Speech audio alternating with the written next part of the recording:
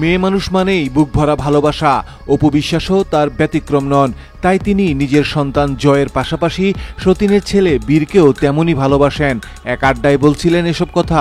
তখন সঞ্চালিকা বলেন, আপনি বীরকে এত ভালোবাসেন, অথচ বুবলি সাংবাদিকদের বলেছেন জয় নাকি স্কুলে গিয়ে বীরকে বিরক্ত করে। সে বলছে না, সে তো আমার ছেলেকে গিয়ে ডিস্টার্ব করে স্কুলে, যখন জয়ের বীর এক স্কুলে পড়তো।